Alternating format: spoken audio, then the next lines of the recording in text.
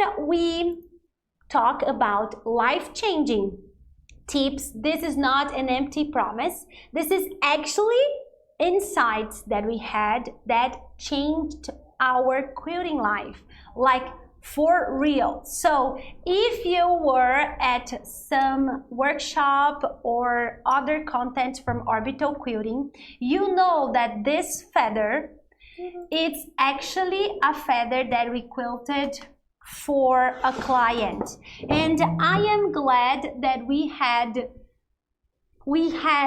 a strategy to do this. So this is the backing of the quilt, is very visible at the backing. It's not visible at the top. The client was super happy. I have to say this disclaimer because I can look at this feather and say, wow, this is a disaster.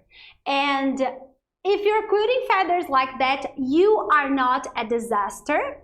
Be sure that you are amazing, and it's okay to quilt feathers like this. But when I say this is a disaster, this is how I felt. This is how I felt when we quilted this. So we have both here, quilts from me and quilts from Natasha, and as you can see, neither of us could quilt the freaking feather, and we were quilting fairly good at this moment, so much so that people were paying for our custom quilting.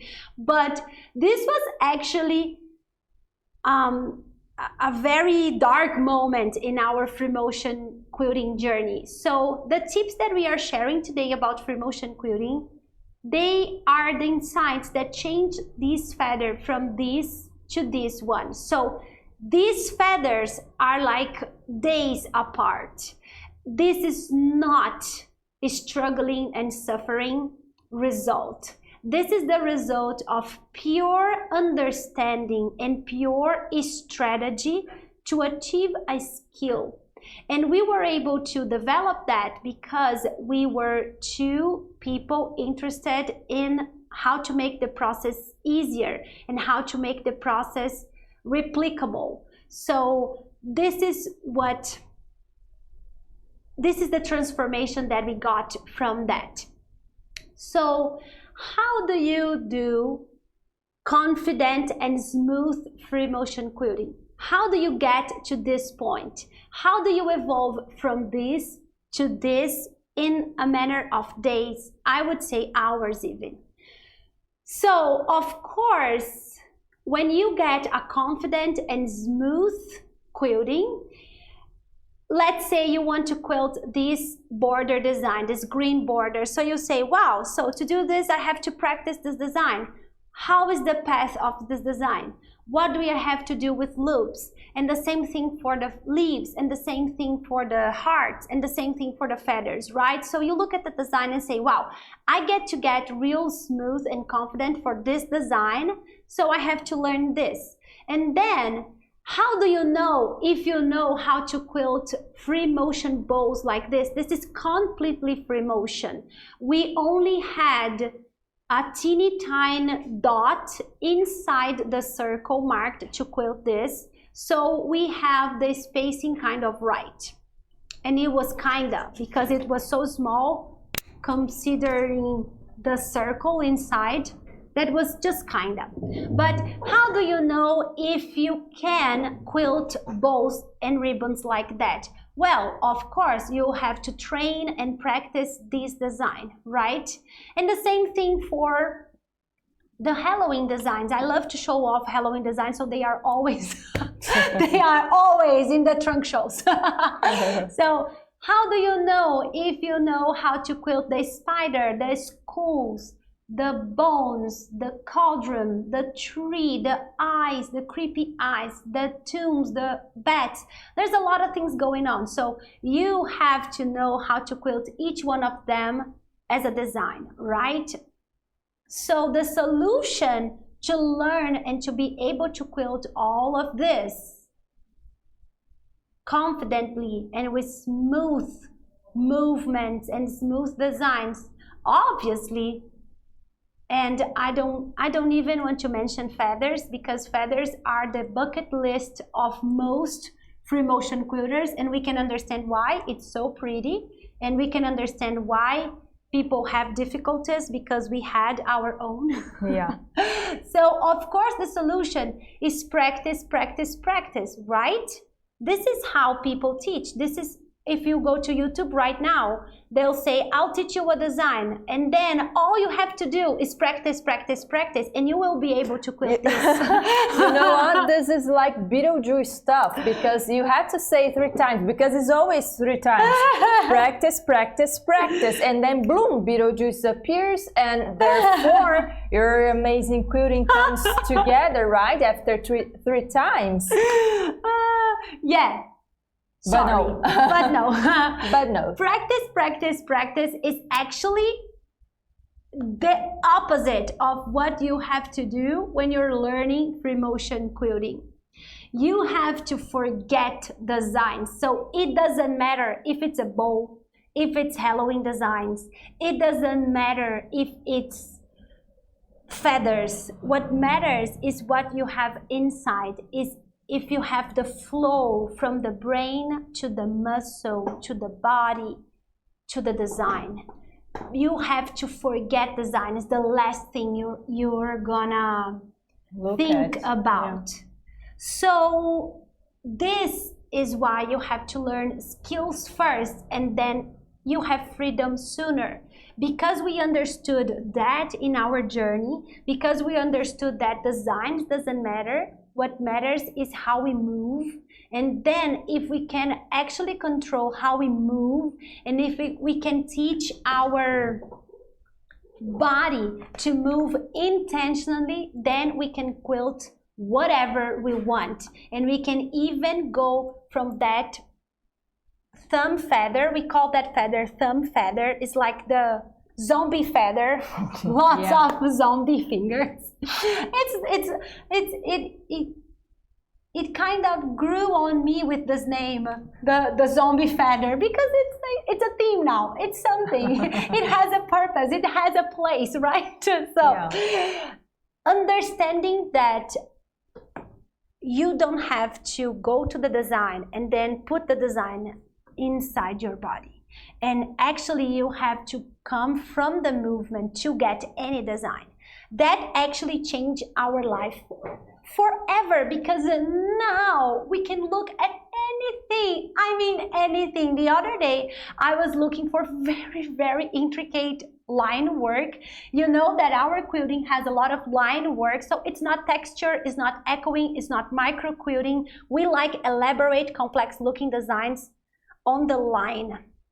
And the other day I was studying ornaments, like vintage ornaments from Art Deco and Art Nouveau style, and it was very intricate, and I was like, I can quilt this. It was so good. It was such a good feeling, because I understood the structure and the abilities that I had to do in order to replicate the design, and I was like, wow, I could actually quilt this exact illustration. We do not do that because we like to create from the quilting, from the movement.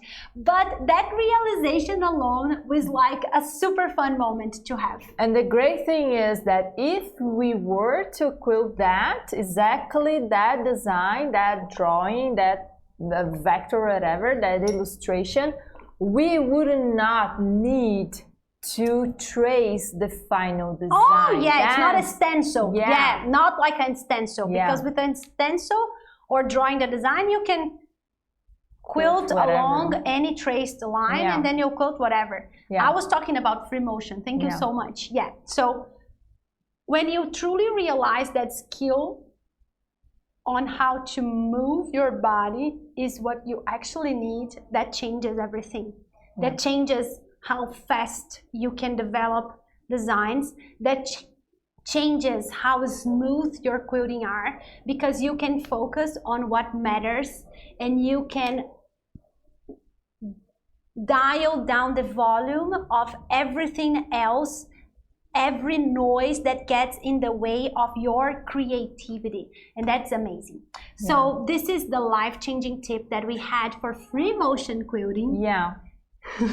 I think so funny, because I'm not sure if people can really grasp the importance of that, because it is unusual. It is different from what pretty much everyone is saying. But to me, it's so obvious that I think are people really understanding what it means?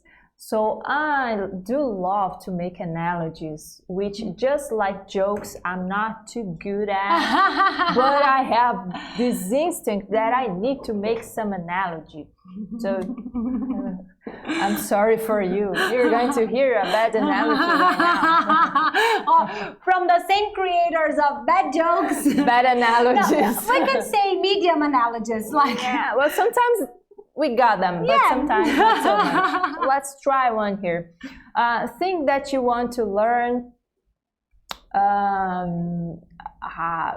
Let's say how to play the piano, because I'm in this journey, a 10-year journey ahead of me at least. I'm just entering that. For the health of your brain, that's important for people to know. Yeah. This is the goal for the health of your brain. If I get to play something, have some fun. Yay, but it's just like, to learn things are so important to the brain, so let's learn that. And to learn music is good. So but then the thing is, when you're learning, I would say the piano, but I believe this goes for any instrument, and then for anything that you do with your body, because you cannot like play sports, the piano. Dance. For everything. But I'll keep the piano thing because I'm doing that. So there are some people, a lot of people, even with selling courses and so on, that are going to say, okay, you're going to see what I'm doing, and now you repeat. And then you're learning. It's like I fall for that course. Okay, so I did that, and I say, but I don't know. What are you playing? Is this a C? Is this a G? See. What is that? I cannot see your fingers. What is happening there? And the teacher was like, I'm teaching so good because I'm showing you exactly what I'm doing. And I was like, well, if I wanted to see someone play, I would go to a concert. I would go to see an orchestra. I would grab a video of Lead Zitza on YouTube. I was not trying to learn. So this is some people's style of teaching. I'm doing that, now you go and repeat. And sometimes they will say, now it's C, D, F, G. So this is what I'm playing, and you go and do that. But they were just saying, and I have to stop the video note by note to see, this is it. So this was really stupid. This was a dark moment in my life. I even stopped trying to learn for pretty much a year. I think we're like more, because we started that in 2020, and then we made this class, and I was trying. Then I say, hey, I'm not getting nothing from here. This is not working. I'm not growing. And then I got really depressed and stopped. Now I said, let's try this again. But now what I'm doing is learning what are those freaking keyboard, what everything mean, and then the pentachords and everything. So now I get to learn the structure, how I must position my hand, and so on and so on. So quilting is something like that, because when I know how to position, how to move, how I'm going to go to the other side of the keyboard to do all these things, then only then I'm able to produce some music. And with quilting is the same. You got to see a design and you try to copy that, and you try to Beetlejuice that design. Sometimes maybe you do something. I at that point, 2020, I was playing something. Like Chopin even. Yeah, but it was but I didn't know what I was doing. So if I grab what is the name in English? What is the name in Portuguese? Partitura. Oh, yeah. I really don't know. Okay. The music notation. Yeah, let's call that. Let's go with that. If I grabbed one of that, I would have no idea what that meant. So This happens to people every time they want to learn designs the harder way. They want to learn free motion the harder way. They're always kind of copying and pasting and copying and pasting. So every new design is a big time-consuming process, is a big effort, is as if you were learning each time from zero, because actually you didn't build that in your body. Now, if you build that in your body, then it's totally different. Then you get to see the design and say, I need mirroring here, I need placement there, I need scale here, and there in that corner I could have a linking skill, then I can do this design. I need to move my body, I need to make a fluffy movement here, or a skinny, this is a tall leg, but then, you got to see things as if you have a X-ray on designs, so you really see beyond the aesthetic. This is the thing, because if you don't see quilting beyond the aesthetic, you are chasing paper. I don't know what that means. I'm sorry. I was like looking for the perfect image, and it's like chasing paper. All right. So if you don't see beyond aesthetic in free motion quilting, then you are always running, trying to catch something that you cannot catch. Yeah, like the dog going around its own tail and things like that, because it's always a big effort. That's why most people are going to say quilting is so hard, quilting is so time consuming. There are a lot of people in social media. One person gets to say, hey, this is the top I made, I want to quilt that. My own, I want to quilt that, I want to finish that. Do you have any suggestion? And there's a lot of people saying, don't do that, don't do that, don't even try free motion. It's so sad. It's sad, that's why I'm saying this again and long thing. Yes, because people want it's long, but it's important. That's what I'm saying. It's so counterintuitive. It's so against what most people are saying that we need to say that again and again and again. And there's neuroscience behind we repeating that again and again and again. And that is long. different. That is different from the practice Beetlejuice, because that is just an empty repetition. Or sometimes a wrong repetition, putting you far away from the results moving you want. backwards. So this is really sad to see that people have this feeling about free motion, because when we teach free motion, when people get to the courses and they learn and they are able to go there free from previous concepts about what a free motion course should be, how it should, how many designs I should get. We barely say this is a design. Sometimes on free motion quilting domination say you have a nice design now, but it's not focused on that. It's not like let's make 10 designs. It's like let's see how we can develop this skill now. And then because we are moving, you're developing skills, and then we're using the movements with specificities for each movement to create that result,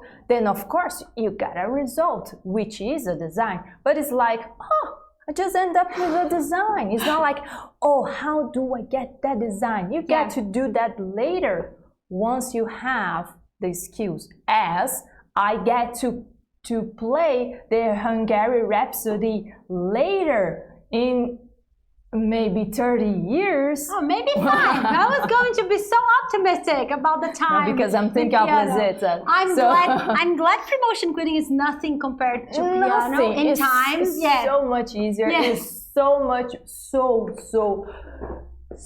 much easier. There's so much less things, and it's like, oh my god, do quilting. Okay, just go to we'll get the same brain benefit from quilting, but without the whole time thing that piano has. So stop looking at designs as designs.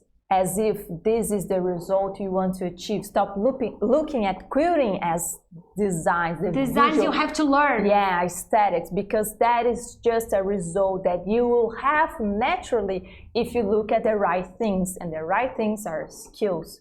Skills, skills, and skills, and skills. And then you get the designs. Yeah. So Tradine said something really amazing. She said, my first free motion quilting class, it was with Orbital Quilting, and first time free motion on the frame.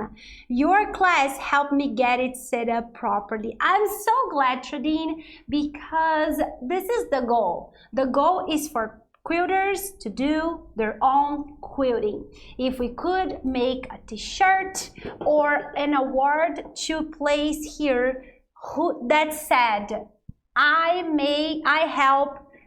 get quilters to do that, I would place that award right here, like in the best section, in all the amazing sections, because that is the goal. Yeah.